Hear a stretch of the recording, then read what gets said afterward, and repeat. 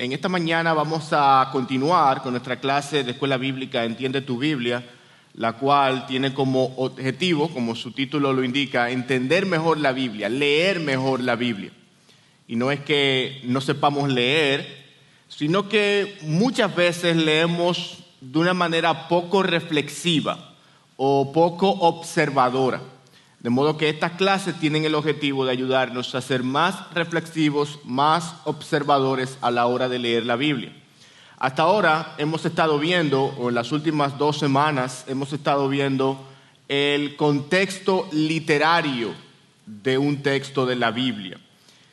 Hemos estado diciendo que el contexto literario, o el contexto en sentido general, se divide en 2 aspectos principales. Por un lado, el contexto histórico-cultural, que es el trasfondo, la cultura, que yo debo investigar del texto bíblico. Y por otro lado, debo indagar el contexto literario, que se divide en 2. Contexto literario en cuanto al género, el género en cuestión, cuál es el género literario en el que está escrito el texto.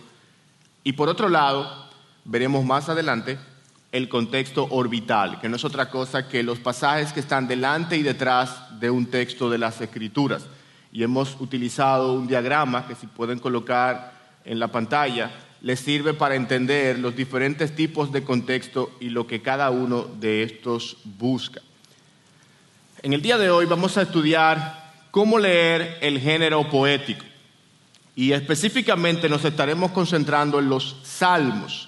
No que los salmos sean el único libro poético de la Escritura, sino que los salmos es el principal libro poético de las Escrituras. Y por cuestiones de tiempo quisiera enfocarme desde la perspectiva de los salmos, aunque la poesía en la Biblia va mucho más allá de los salmos.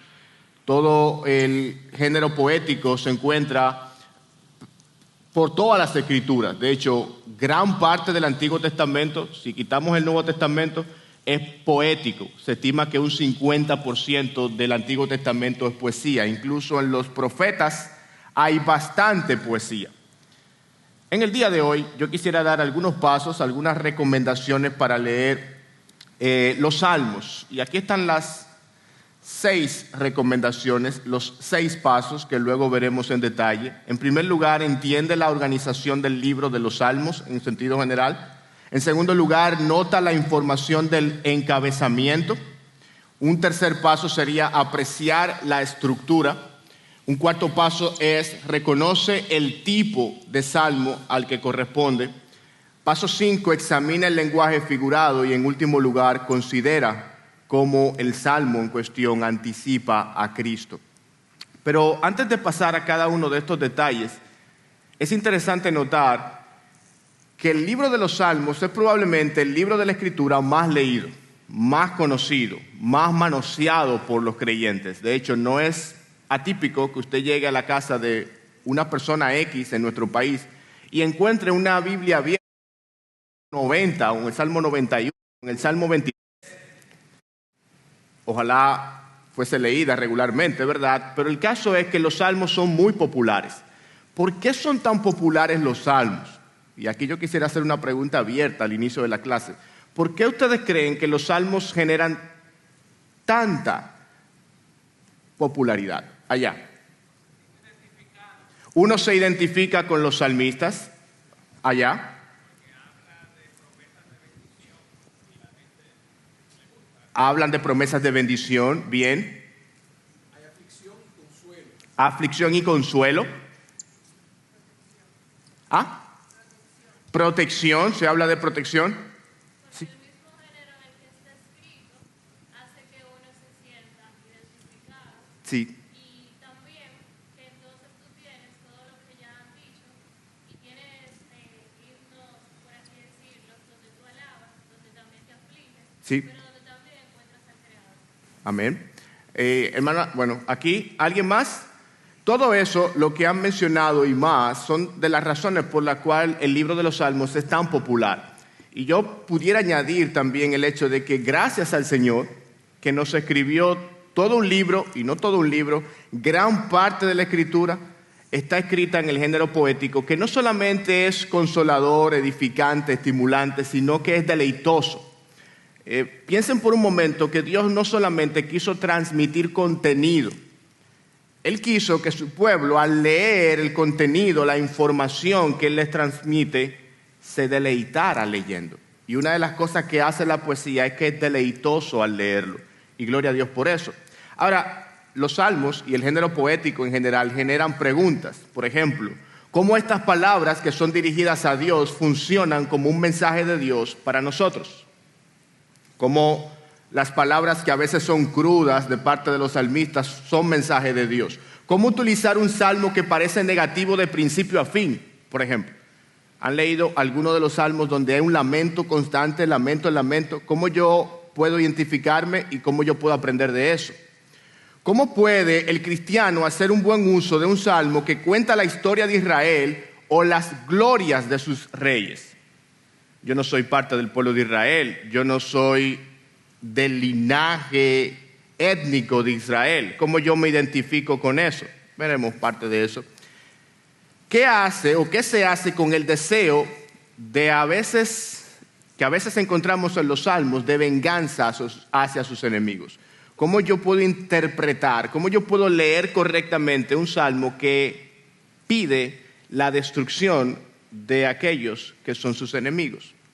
Esas serán algunas de las preguntas, algunas de las cosas que espero responder en la clase de hoy. Pero sin más, vamos a empezar con el primer paso para entender correctamente los salmos. En primer lugar, nosotros deberíamos entender la organización del libro de los salmos en sentido general. Como hemos dicho muchas veces en otras clases, la Biblia está dividida de algunas maneras. Incluso en el mismo libro de los salmos encontramos divisiones. El salmo o el libro de los salmos es un libro que a la vez está compuesto de 5 libros.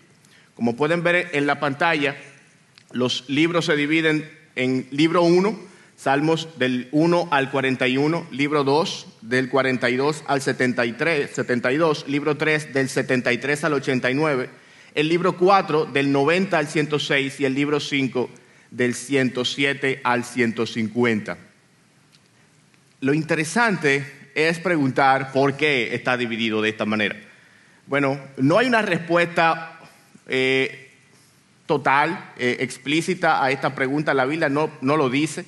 Los estudiosos han tratado de dar algunas razones por las cuales estos libros están organizados de esta manera. No parece que sea una manera demasiado elaborada. Algunos han tratado de encontrar temas como, por ejemplo, el reino prometido o el reinado del hijo de David, luego la consumación del reino, la subida a Jerusalén, antes de eso el exilio. Pero la verdad es que no hay una sola manera de verlo o de explicarlo, no se ha dado una sola manera. Lo cierto es que está dividido en 5 libros, el libro de los Salmos. Y lo interesante también es notar, si pueden poner el siguiente cuadro, por favor, que cada uno de esos libros termina con una doxología, una alabanza. Como pueden ver ahí, el primer libro tiene 41 salmos, el segundo 31, luego el tercero 17, el cuarto 17 también, y el quinto es el más largo, que tiene 44 salmos. Cada uno al final, y ahí es que se ve la división del libro, contiene unas palabras de alabanza a Dios por la grandeza y por las obras que ha hecho para con Israel. Los judíos a lo largo de las épocas han tratado de identificar estos salmos con los 5 primeros libros de la Biblia, los libros de Moisés, el Pentateuco. Pero fuera de ahí, no es demasiado lo que podríamos decir acerca de la razón por la que están escritos o divididos en estas maneras. Sí, bien es cierto que esta división es antiquísima, es muy antigua. Dicho incluso antes del nacimiento del Señor Jesucristo, ya los salmos estaban divididos en 5 libros. Eso es en cuanto al primer consejo. Deberíamos tratar de entender la organización del libro. ¿Cómo yo puedo verla? Bueno, en la mayoría de las Biblias están especificadas esa organización y si no, pueden utilizar un recurso como el que está en la pantalla. En segundo lugar, debemos notar la información del encabezamiento. Al principio de los salmos, la gran mayoría de ellos coloca información antes del contenido. Ese encabezamiento no es inspirado, no son palabras inspiradas, pero son muy antiguas y los escritores inspirados las conocieron y las reconocieron, dicho sea de paso. Algunas de las informaciones que aparecen en el encabezado de los salmos. En primer lugar, el autor. Sumamente importante identificar quién es el autor de los salmos. No siempre el salmo se encuentra identificado con su autor. A veces el contenido del salmo me permite saber o presuponer quién es el autor. David, como bien sabemos, es el escritor que más salmos compuso. Si pudieras colocar el anterior, por favor. Y luego encontramos con otros autores como Asaf, que compuso 12 de ellos, y un grupo conocido como los hijos de Coré, que también compuso 12 de estos salmos. ¿Por qué es importante conocer el autor? Bueno, porque la información del autor me va a llevar al trasfondo, me va a llevar al contexto histórico del salmo, me va a hacer entender cuáles eran las circunstancias de aquel que habla. Por ejemplo, si vemos el Salmo 63 o el Salmo 51, nos encontramos que da detalles muy específicos acerca del contexto histórico del Salmo, cosas como David estaba siendo perseguido por Saúl o estaba siendo perseguido por Absalón, o sucedió luego de pecar con Betsabé, la mujer de Urías. Todo eso me permite entender el contexto del Salmo y me permite identificarme e interpretar mejor dicho Salmo. ¿Dónde encuentro información del autor? ¿En el título o en el Salmo mismo por los detalles que brinda? Por ejemplo, si vamos a estudiar los salmos que hablan de David, aquí hay un cuadro que nos permite entender cuáles de ellos corresponden a periodos específicos de la vida de David. Por ejemplo, la juventud de David, el ascenso al trono, o la caída hasta la huida, luego la huida hasta la restauración y el último periodo de la vida de David. Por igual, entender en qué periodo de la vida de un autor se escribió un salmo y cualquier texto en sentido general me permitirá entenderlo mejor, me permitirá ir de alguna manera al lugar, al entonces, y entender el texto según lo entendieron los autores originales. Eso es en cuanto a la información del autor. Ahora, en el encabezamiento también aparece otro tipo de información. A veces aparecen palabras hebreas que resultan incomprensibles para la mayoría de nosotros. Algunas de estas son las siguientes: Selah, que aunque no aparece en el encabezamiento, sí aparecen 72 veces en el libro de los Salmos, en 39 de estos. Y la palabra significa básicamente alzar o levantar. Y hay dos interpretaciones para esta palabra. Algunos dicen que se trata de una nota musical para que se suba, para que haya un crescendo en la voz, en el ritmo, en los instrumentos. Pero algunos también dicen que posiblemente se refiere a un interludio, una especie de silencio musical que permita la reflexión. Sea como sea, es una palabra que parece indicar algo en el libro de los Salmos para la meditación y la reflexión. Recuerden que los Salmos eran canciones, son canciones. Es el linario del pueblo de Dios, específicamente del pueblo de Israel hace siglos. Otra palabra hebrea es nehinot, que significa con instrumentos de cuerda, neilot, con instrumentos de viento, sigalón, meditación o mover de emociones, hitit, que significa instrumento musical de Gad, y luego tenemos otro grupo de palabras, seminit, arpa de 8 cuerdas, mictán, posiblemente pedir protección o cantar en voz baja. Algunos salmos comienzan diciendo mictán de David. Masquil, por igual, poema contemplativo o didáctico. Alamot, canto en voz femenina en un tono alto o soprano. Y maalat, canción o instrumento como flauta, tocado en ocasiones tristes.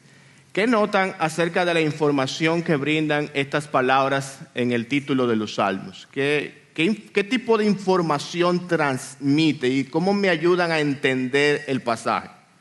Es una pregunta abierta.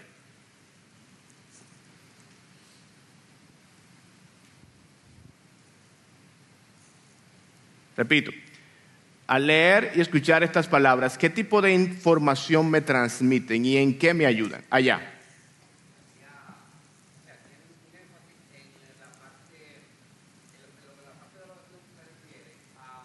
Al canto y a la alabanza a Dios. O sea, repito, que para mí tiene un énfasis en la parte de la adoración en cuanto al canto y la alabanza se refiere.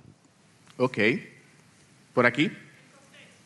Me ayuda a saber más del contexto. Algunos de ellos hablan de la ocasión en la que se escribió el salmo, en la que se cantaba, y eso me ayuda a entender la naturaleza y el tipo de salmo que veremos ahora también. ¿Sí? El contexto histórico que tiene el Salmo en relación a los libros del Antiguo Testamento, a los 5 libros, y también a saber de qué viene el Salmo, si es de alabanza, si es de protección, si es de tristeza, si es una súplica. Sí, muy buen punto.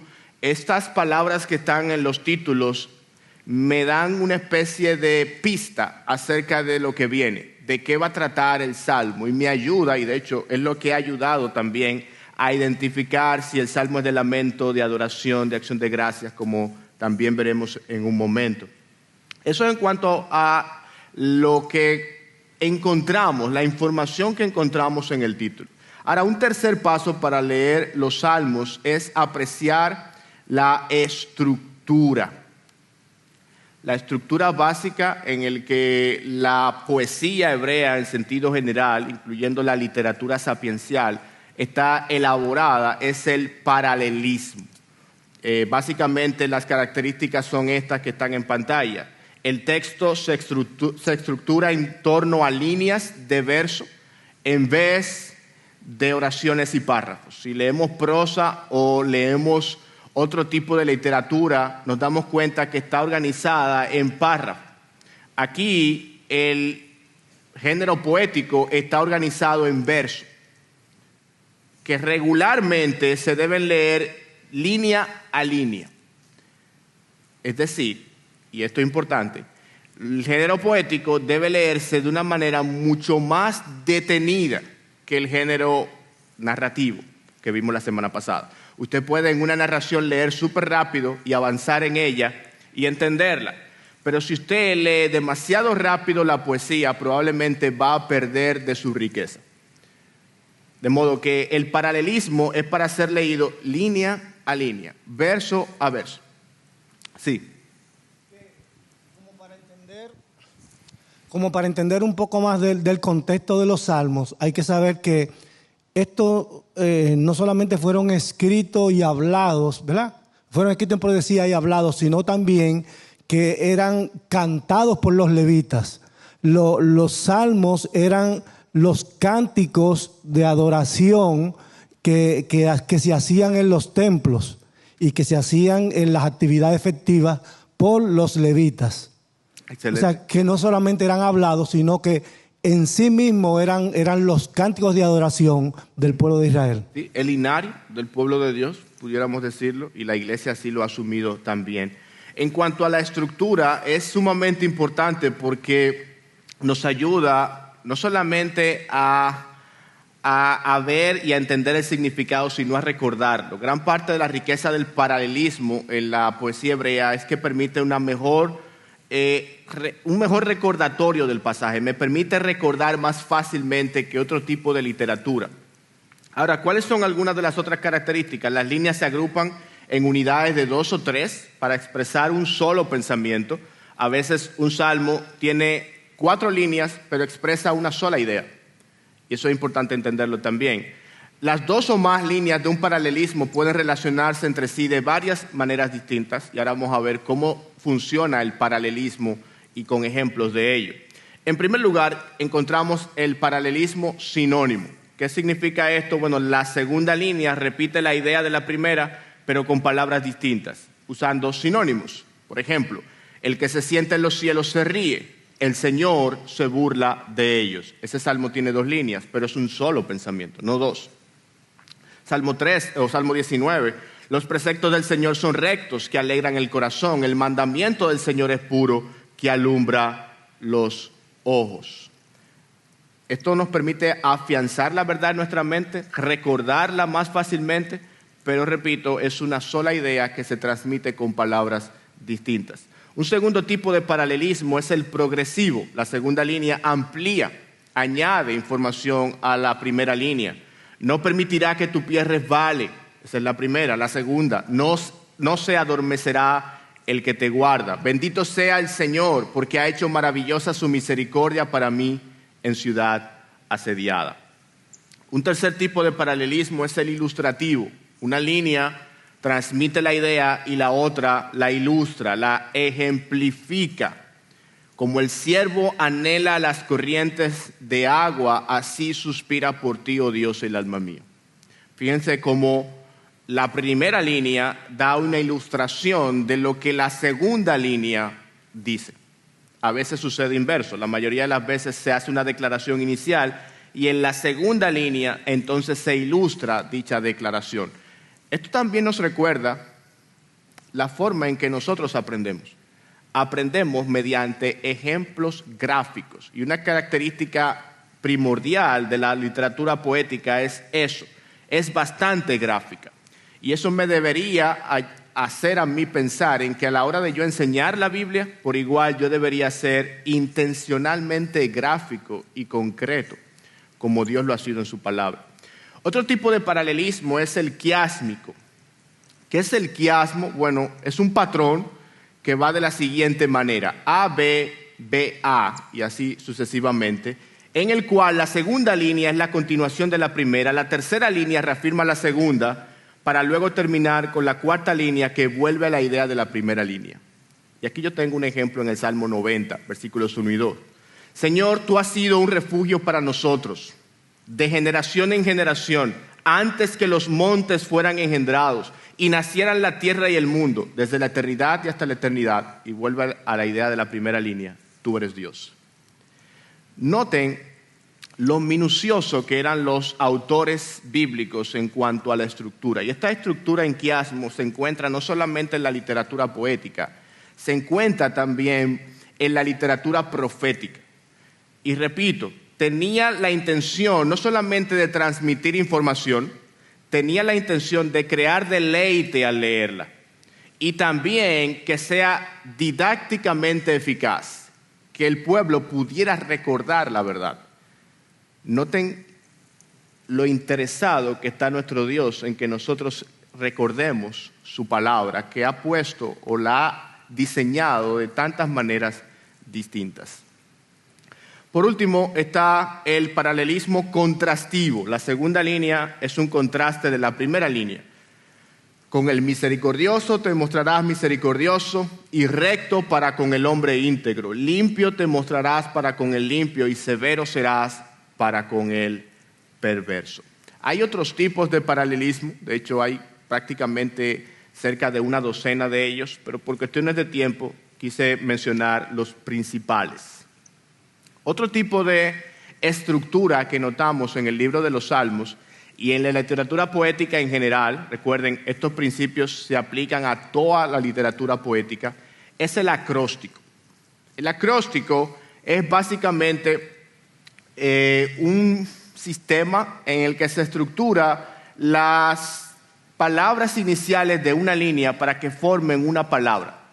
Como pueden ver ahí, el Salmo 119, probablemente el acróstico más popular de toda la Biblia, esa es la porción del 1 al 8 solamente en el idioma hebreo, está estructurado en 22 secciones alusivas a las 22 letras del alfabeto hebreo. Y cada sección comienza, todas las líneas de cada sección comienza con una palabra del alfabeto hebreo según el orden del alfabeto. De manera que en la primera sección del Salmo 119, versículos 1 al 8, comienza con la palabra griega Aleph, la primera letra del alfabeto hebreo. Y todas las palabras de esa sección comienzan con Aleph. Y luego sigue todo el Salmo hasta terminar las 22 letras del alfabeto hebreo. Para nosotros en español, obviamente, no es perceptible, no podemos distinguir este acróstico, pero en el hebreo sí. Y hay otras partes de la Biblia, otras partes de los Salmos también, que son acrósticos. El gran valor del acróstico, por igual, es la capacidad de recordar el texto, la capacidad de fijarlo en la memoria. Recuerden que en la antigüedad no todo el mundo tenía una Biblia como nosotros la tenemos hoy. Era sumamente importante tenerla en la cabeza, memorizarla incluso. Ok, eso es en cuanto a la estructura. Un cuarto paso para entender y leer correctamente el libro de los Salmos es reconocer el tipo de salmo al que se refiere. Algunos de los tipos de salmos son los que están en pantalla, salmos de lamento, la gran mayoría de los salmos son de lamento, salmos de realeza, sabiduría, agradecimiento, himnos, confianza, alabanza. La literatura poética y el libro de los Salmos en particular no está escrito de tal manera que podamos leerlo en el sentido que leemos la narrativa o la prosa. Cuando usted está leyendo un texto narrativo, usted quiere saber el contexto, ¿qué usted hace? Usted va a los versículos delante y detrás y entiende un poquito de qué se trata. Pero en los Salmos no puede hacer eso. Si usted quiere entender el Salmo 125, posiblemente no le sirva de mucho leer el 124, ni leer el 126, porque no tienen relación entre ellos. ¿Qué sí le sirve? Buscar otros salmos del mismo tipo. Entiéndase, si yo quiero entender un poco acerca del Salmo 22, que es un salmo de lamento, me serviría leer otros salmos de lamento, como el Salmo 44, el 83, el 86, el 94. Esa es una manera más adecuada que simplemente leer antes y detrás, porque no tienen, repito, relación muchísimas veces un salmo con otro, sino de acuerdo al tipo de salmo en el que se escribe. La otra cosa que contribuye el entender el tipo de salmo es que yo sé las expectativas, o yo creo expectativas correctas acerca del salmo. Yo voy a leer el salmo en los términos en los que el autor quiso ser entendido. Y eso también es muy valioso a la hora de entender la Biblia. No sé si eso genera alguna pregunta en cuanto al tipo de salmo antes de pasar a un tipo de salmo muy particular.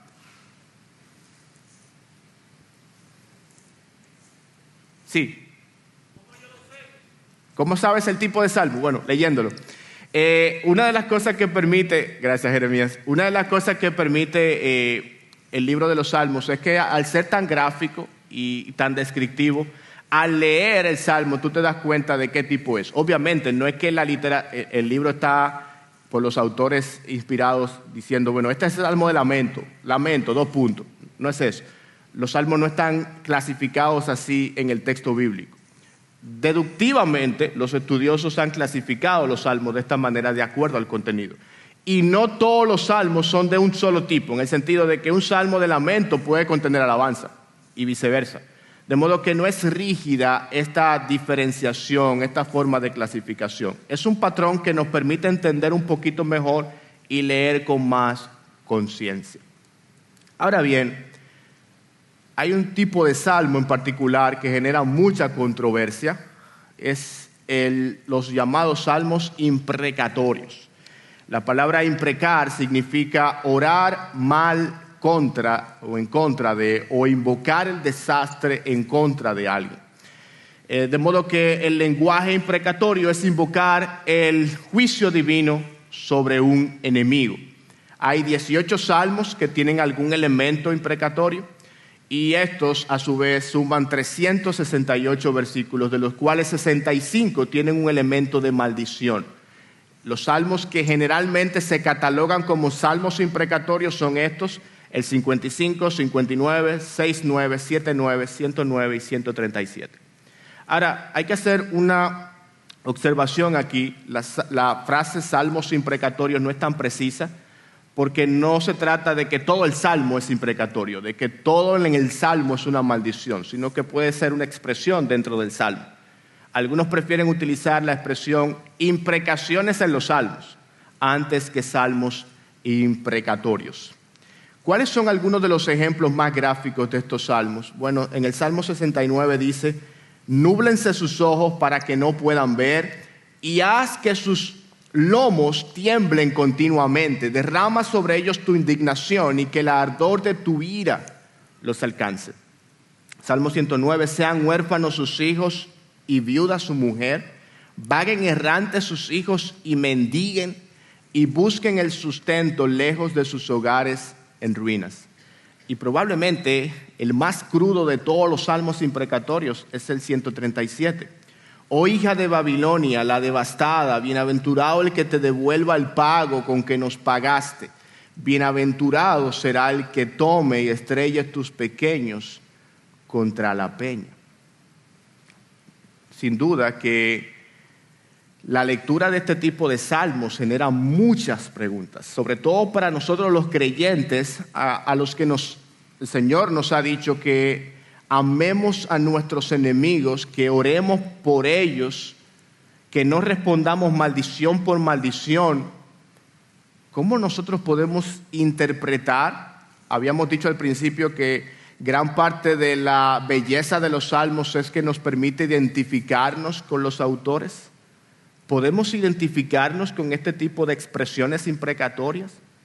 Esto ha generado bastante controversia a lo largo de la historia de la iglesia y se han dado diferentes formas para interpretarlos. Y aquí yo quiero compartir 5 de ellas. En primer lugar, hay quienes dicen los salmos imprecatorios no deberían estar en la Biblia porque no son inspirados. Si pudieran colocar, por favor, exacto, gracias. No deberían estar en la Biblia porque no son inspirados. Son palabras que fueron dichas en ánimo de odio, en fruto de la venganza, del rencor, y que no deberían estar en la Biblia, dicen algunos. No están como palabras de Dios, o no son palabras de Dios. El problema y la objeción es que varios salmos imprecatorios son citados en el Nuevo Testamento, incluyendo el Salmo 69, que es uno de los más crudos, y el Salmo 109 también. De hecho, el mismo Señor citó el Salmo 69 varias veces. He citado alrededor de 4 o 5 ocasiones ese salmo en el Nuevo Testamento. Pedro lo cita en el capítulo 1, versículo 21 del libro de los Hechos, cuando está hablando acerca de Judas Iscariote y dice, tome otro su lugar.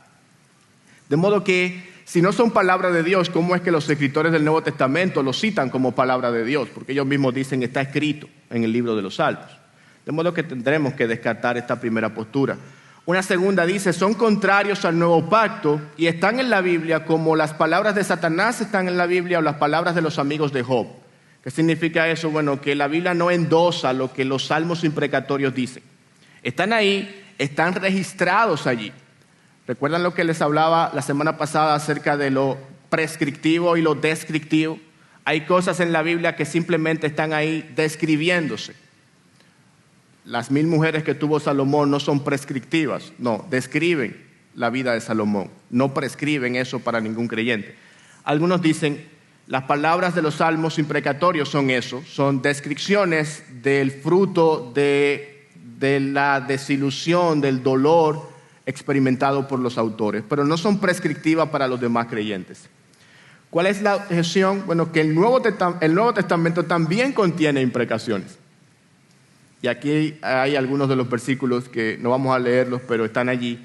¿Recuerdan cuando Pablo dice, el que no amare a nuestro Señor Jesucristo sea anatema? ¿Saben qué significa la palabra anatema? Maldito. En otra ocasión Pablo dice acerca de un tal Alejandro, al que Dios le dé el pago de su pecado, al que Dios le castigue por su pecado. De modo que no se limita a los salmos imprecatorios, las imprecaciones.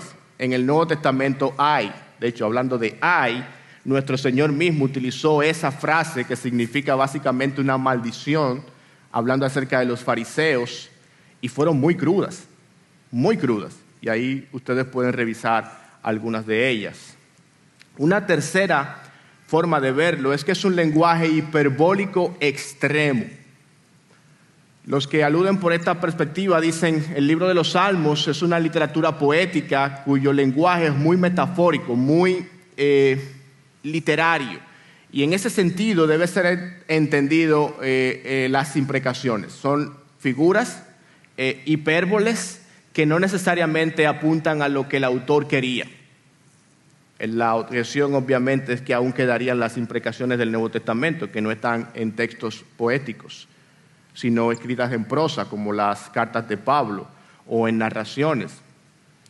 Una cuarta forma de verlo es que Jesús, por medio de su Espíritu, es quien ora estos salmos. Él es el autor y acerca de él tratan los salmos. Y los que proponen esta postura dicen, nuestro Señor, al ser justo y santo, ora por sus enemigos, y que los salmos imprecatorios se cumplieron precisamente en los enemigos de Cristo. De hecho, esa postura tiene un punto, porque como dije, el Salmo 69 es mencionado 4 veces en el Nuevo Testamento y siempre en relación a los hechos y a la vida del Señor Jesucristo, específicamente hablando de los enemigos de Cristo.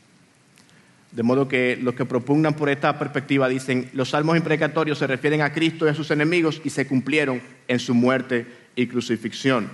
Y por último, bueno, la objeción a esta postura es que en algunos de estos salmos el autor confiesa su pecado. ¿Se pudiera también hacer referencia a eso con Jesús? Si el salmista en un salmo anterior, en una frase anterior está confesando su pecado, ¿aplica a Jesús esta confesión de pecado? Eso genera un problema. En quinto lugar, las imprecaciones son el clamor del pueblo de Dios para que haga justicia.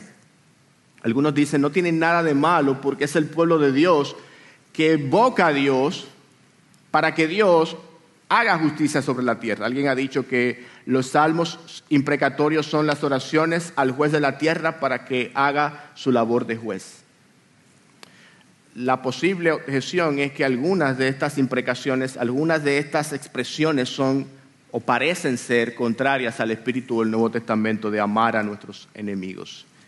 ¿Cuál es la postura que deberíamos asumir? Bueno, eso requerirá una mayor reflexión y una vista panorámica de toda la Biblia, pero a continuación yo quisiera dar 4 elementos que nos ayudan a entender los salmos imprecatorios a la luz de toda la Escritura. Primero, la venganza no se toma personalmente, es Dios quien la ejecuta cuando se le invoca. David, que fue uno de los que más imprecaciones escribió en los salmos, noten que cuando tuvo la oportunidad de acabar con sus enemigos, en la mayoría de las veces, ¿qué hizo? Dejó en manos de Dios el resultado. Tuvo la oportunidad 2 veces de matar a Saúl y dijo, no tomaré o no, mi mano no será contra el ungido del Señor. De modo que eso nos da una pista acerca del espíritu de David al escribir los salmos. No necesariamente era él que iba a ejecutar la venganza, sino que Dios lo haría. En segundo lugar, estas peticiones se basan en promesas del pacto. Dios había dicho a Abraham, maldeciré a los que te maldigan. De manera que, puesto que Dios lo había prometido, no estaría mal pedirle a Dios que cumpla su promesa. En tercer lugar, en ambos testamentos se encuentran ejemplos del pueblo de Dios lanzando maldiciones sin temor a que Dios rechace sus sentimientos. Ya mencionaba que en el Nuevo Testamento, tanto el Señor Jesucristo como el apóstol Pablo hacen imprecaciones bastante crudas también sobre sus enemigos o los enemigos de Dios. Y en último lugar, también se registra una situación en el cielo donde no hay pecado, pero que el pueblo de Dios clama por venganza. Y aquí están hablando los santos diciendo, ¿cuándo vengarás nuestra sangre de los habitantes de la tierra, de los que moran sobre la tierra? Y eso es una imprecación. Y en sentido general, cada vez que nosotros oramos para que el reino de Dios venga, el Padre nuestro, venga a nosotros tu reino, implícitamente estamos también imprecando, porque el reino de Dios no vendrá sin que el juicio de los impíos también venga sobre la tierra. De modo que la misericordia de Dios es buena y justa, pero también lo es el juicio de Dios. El juicio de Dios es bueno. Cuando Dios declara su ira o desciende con ira sobre el impío, eso es justo y bueno, según la Biblia. ¿Alguna pregunta sobre las imprecaciones en los salmos? ¿Algún comentario que pudiera ser aclarado en este momento? Sí.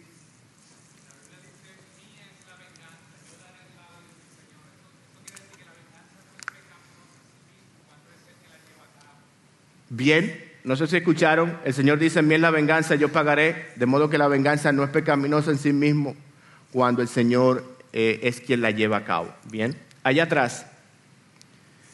Bueno, está lejos el micrófono. ¿Podrían empezar en un tono alto?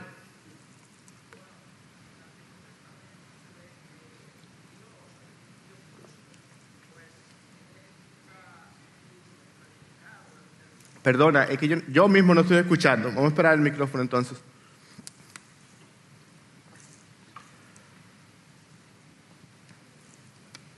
Él les decía que Dios es un Dios justo y ejecuta su juicio aún contra su propio pueblo.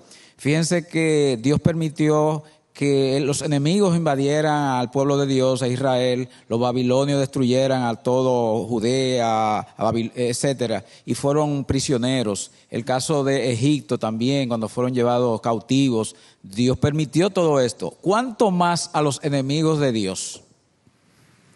Ok. Una persona más, si la hay. Bueno, aquí.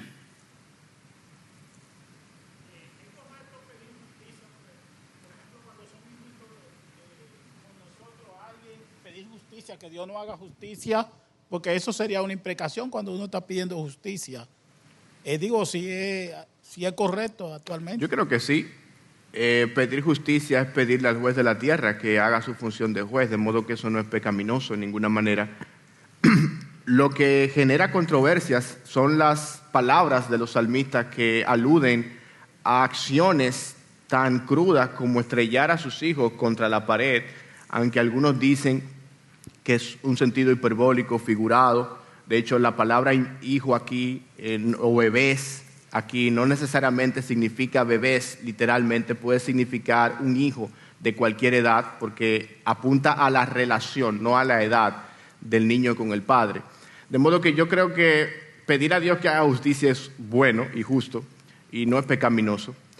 ¿Qué hacer con los salmos imprecatorios? Yo creo que debemos leerlos, obviamente son palabras de Dios, debemos memorizarlos, entenderlos, predicarlos, pero a la vez entender que el juicio le pertenece a Dios y que Él ha prometido traer justicia perdurable a la tierra para siempre y esperar en eso. Ese es nuestro anhelo, que Él traiga justicia, pero a la vez también la Biblia nos dice que oremos por los enemigos, que busquemos el bien de los que nos hacen mal.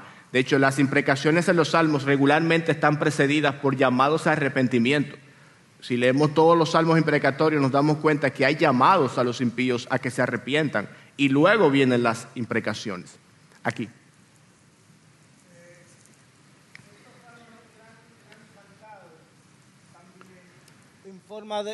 Estos salmos eran cantados en forma de oración a Dios también.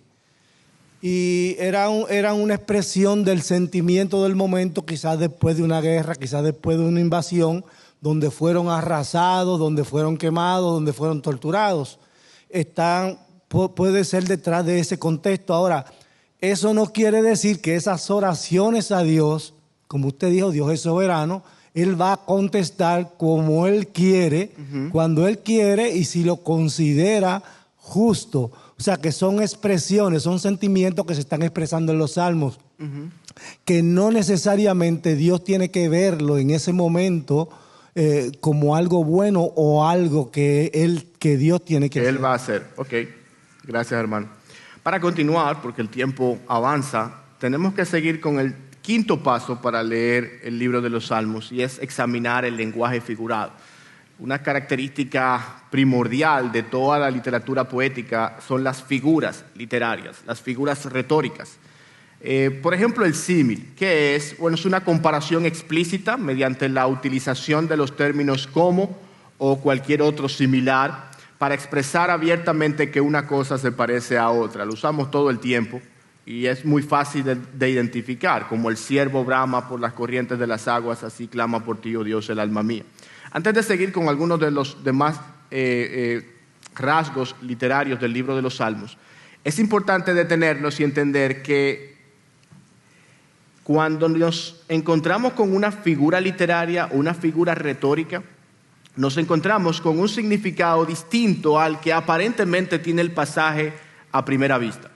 Por eso es parte de la clase Entiende tu Biblia, porque las figuras significan otra cosa que no es el significado literal del texto. Y por eso es importante detenerse y leer con pausa la literatura poética.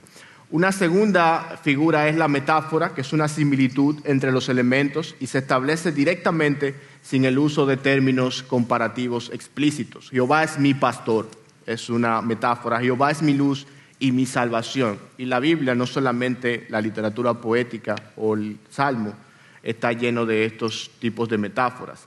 Otra es la analogía indirecta, que utiliza el elemento análogo sin pronunciar directamente la comparación y se da por sentado, fíjense, se da por sentado que el lector será capaz de entender la comparación. Leones rapaces y rugientes, ávidos, abren su boca contra mí. ¿Se está refiriendo el salmista a leones, de los que rugen, de los que están en la selva? Bueno, no. Por el estudio del contexto inmediato dentro del Salmo nos damos cuenta que se está refiriendo a seres humanos, que son sus enemigos, pero actúan tan voraces como leones. Por ejemplo, si vamos a entender la diferencia entre el símil, la metáfora y la analogía indirecta, lo vemos de esta manera, si puedes colocar, exacto. Mis enemigos son como leones, es un símil por la presencia de la palabra como. La metáfora dice, mis enemigos son leones. Y la analogía indirecta, como acabamos de leer, leones rapaces y rugientes abren su boca contra mí. Otra vez, Dios está interesado no solamente en transmitirnos información. Qué bueno que la Biblia no está escrita en forma de compendio, en forma de enciclopedia o de diccionario. Sería aburrida. Sin embargo, la Biblia está escrita de una manera muy vívida, de una manera que se torna interesante y deleitosa al leer, por las formas en las que está escrita, por la variedad de formas que utiliza Dios para comunicarse con nosotros. Otra figura es la hipérbole, que es una exageración consciente con el objetivo de lograr un efecto determinado. Y aquí encontramos dos ejemplos. Cansado estoy de mis gemidos. Todas las noches inundo de llanto mi lecho, con mis lágrimas riego mi cama. ¿De verdad la cama estaba chorreando de las lágrimas? No, es una forma de el autor expresar su pena, su dolor, la profundidad de su llanto. No es para que sea entendido literalmente, porque me rodean males sin número, de verdad. No se pueden contar, son más de 50, son más de 100, son más de 1 millón, son más de 100 millones. No, son muchos males. Pero está escrito de una manera que me permite a mí entender la profundidad del dolor del salmista. Y esto es muy importante, quizás sea muy obvio con estos dos ejemplos, pero con otros ejemplos quizás no lo sea. Quizás hay pasajes de la Escritura que hemos estado interpretando literalmente y la intención del autor era que fuesen entendidos hiperbólicamente. Por eso la importancia de entender y examinar las figuras retóricas. Otro grupo de figuras son la personificación, el antropomorfismo y el zoomorfismo. Y aquí tenemos ejemplos de cada una. La personificación, baten palmas los ríos, a una cantan jubilosos los montes. Aquí se le atribuyen a rasgos humanos, a objetos inanimados. Obviamente eso no es literal. El antropomorfismo también se le atribuyen a Dios rasgos humanos. Tu rostro, Señor, buscaré. ¿Tiene Dios un rostro físico? ¿Tiene el Padre un rostro que puede ser visto? Y usted dirá, pero esto está claro en la Biblia, Dios es espíritu. Bueno, otras personas no lo ven tan claro. Los mormones, por ejemplo, entienden que Dios, el Padre, tiene un cuerpo físico. El zoomorfismo, con sus plumas te cubre y bajo sus alas hallas refugio. Aquí se le atribuyen a Dios atributos de animales. Y esto no es una irreverencia, es Dios mismo que ha inspirado su palabra de esa manera, porque las cualidades, el carácter de nuestro Dios es tan amplio, tan grande, que debe ser expresado de muchísimas maneras distintas. Y otra cosa es que toda la creación da testimonio de Dios. Aún las plumas de las aves, aún las alas del águila, aún el feroz rugido del león nos habla de nuestro Dios. Y eso también es maravilloso de entender. En último lugar, el paso 6 es examinar cómo anticipa el Salmo a Cristo. Como decía la semana pasada, Cristo dijo que cada porción de la Escritura habla de Él. Moisés escribió de mí, Abraham vio mi día y los profetas anunciaron la obra del Mesías. Ahora, ¿cómo encontramos a Cristo en el libro de los Salmos? Principalmente a través de los salmos mesiánicos. ¿Y qué son los salmos mesiánicos? Bueno, son salmos que ofrecen detalles sobre la ascendencia, el nacimiento, la naturaleza, el ministerio, el propósito y la muerte y resurrección y exaltación del Mesías. Son salmos que apuntan a un futuro cuyo cumplimiento no se da en David ni en su descendencia, sino en nuestro Señor Jesucristo. Y el Nuevo Testamento cita muchos de los salmos como cumpliéndose en la persona de nuestro Señor. Algunos discuten de cuántos salmos imprecatorios hay, van desde 14 a 25 según el criterio, porque no todos son citados explícitamente en el Nuevo Testamento. Pero la idea es que ciertamente hay ejemplos en la Biblia de aspectos y promesas cuyo cumplimiento solamente se da en la persona de Cristo, no en David ni en ninguno de sus descendientes. Ahora, los salmos imprecatorios pueden ser de tres tipos, los salmos mesiánicos. En primer lugar, hay salmos que habla el Mesías, cuyo orador es el Mesías. Quien habla es el Mesías mismo. Por ejemplo, el Salmo 22, Dios mío, ¿por qué me has desamparado? ¿Recuerdan dónde se cumple este salmo? En la cruz. Nuestro Señor dijo este salmo y su cumplimiento es en él. De modo que identifica en un salmo particular quién está hablando aquí. A veces en los salmos el locutor o el narrador varía. En una ocasión es el autor y en otra ocasión puede ser Dios mismo el que habla. Y en algunas ocasiones es el Mesías mismo, como en el Salmo 22. En otras ocasiones el salmo habla al Mesías, es decir, habla a la persona, tú, en segunda persona. Tú has ascendido a lo alto, has llevado en cautividad a tus cautivos, has recibido dones entre los hombres. Salmo 68, 18. Aquí el autor está poniendo palabras hacia el Mesías, dirigidas al Mesías. Tú podrías identificar cuando leas los salmos ¿a quién se le están dirigiendo las palabras? ¿Se le están dirigiendo al pueblo? ¿Se la están dirigiendo al rey? ¿O, por el contrario, se la están dirigiendo a Cristo mismo? Y encontramos su cumplimiento en el Nuevo Testamento. Eso es importante de también examinar. Y en tercer lugar, los salmos mesiánicos en ocasiones hablan del Mesías en tercera persona. La piedra que desecharon los edificadores han venido a ser piedra principal del ángulo. Salmo 118, 22. Por igual, este salmo también se cita en el Nuevo Testamento, los tres de hecho, para adjudicar su cumplimiento a la persona de Cristo mismo. Así que mientras lees los salmos, trata de ver quién habla, o a quién se habla, o de quién se habla. En muchas ocasiones vas a encontrar una riqueza profética cuyo cumplimiento apunta a nuestro Señor y Salvador Jesucristo. No tenemos el tiempo de ir, pero son decenas y decenas de las expresiones en los salmos que apuntan a hechos de la vida de nuestro Señor Jesucristo. Eso sería un buen ejercicio para la casa. ¿Alguna pregunta en sentido general? Estos son los 6 pasos para leer el libro de los Salmos y cuyos principios también aplican a toda la literatura poética de la Biblia, no solamente al libro de los Salmos en particular. ¿Alguna pregunta o comentario? Sí, Pastor Linares.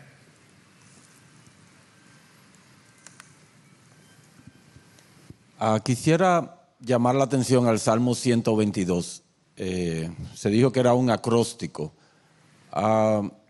Los acrósticos a veces son propios de los adolescentes, que tienden a hacer, a escribir ideas o con sus nombres o el nombre de alguna chica del cual están enamoradas o algo por el estilo. Pero son ideas aisladas. Sin embargo, cada una de las 22 secciones del Salmo 119, transmite un pensamiento, una idea concreta Eso quiere decir que el autor del Salmo 119 no fue alguien que se sentó alegremente a iniciar cada línea con una letra, sino que él meditó en aquello que estaba describiendo y lo relacionó con Dios en cada caso. Es decir, esto no fue una obra que se inició un día por la mañana y en la tarde o varias horas después él acabó. Esto fue fruto probablemente de una larga meditación que ocupó una X cantidad de tiempo. Eso por un lado. Y por el otro, uno ve, cuando hablábamos de el Antropomorfismo. Eso mismo, y el zooformismo, uno ve cómo estos hombres relacionaban al Creador con su creación. Y yo creo que nosotros debiéramos copiar un poquito de eso, de modo que podamos hacer, como dice el salmista en el Salmo 37, reconócelo en todos tus caminos. Amén. Reconócelo en todo, o sea, porque Él está en toda su creación y nosotros podemos alabarlo y podemos aún derivar bendiciones de su misma creación. Amén. Como dice Pablo en Romanos 1, las cosas invisibles de Él, su eterno poder y deidad, se hacen claramente visibles por medio de las cosas hechas. Todo lo hecho da testimonio de su Creador. Sí, una última intervención. Amén. A mí me llamó mucho la atención con relación a los salmos imprecatorios, porque he escuchado testimonios aún de algunos creyentes que hacen oraciones imprecatorias. Yo realmente no estoy completamente de acuerdo y pienso que nosotros como creyentes, antes de hacer algo así, deberíamos como revisar nuestros corazones, cuáles sentimientos involucrados hay y en torno a otros principios que tiene la Escritura, como usted mismo citaba, de amar a nuestros enemigos, orar por ellos. Y otra puntualización que quisiera dar es el hecho de que si nosotros clamamos por justicia, Jesucristo absorbió toda la justicia que nosotros merecíamos. Amén. En la cruz. ¿Qué sería también si nosotros pidiéramos justicia para otros y para nosotros? O sea que, ¿cuánto Dios no ha perdonado? Nosotros yo pienso que deberíamos como poner en consideración esas cosas antes de... Amén. Buen punto, porque no tenían los autores de los salmos imprecatorios la misma luz que nosotros tenemos en cuanto a la obra consumada de Cristo. Brevemente, aquí, para terminar, si pueden poner, por favor, el código QR, como siempre, pueden descargar esta clase y las anteriores allí. Los que tienen manos alzadas, podemos, después de terminar, discutirlo, porque tendremos que vaciar el salón para que se prepare para el sermón. En el contexto de lo que decía Xiomara, el mismo Señor Jesucristo en una ocasión, cuando los discípulos le dijeron, Señor, ¿quiere que hagamos que descienda fuego del cielo y los consuma? El Señor le dijo, wow, ustedes no saben de qué espíritu son. Si yo hubiera pensado como ustedes, ya el mundo no hubiese desaparecido. Así es.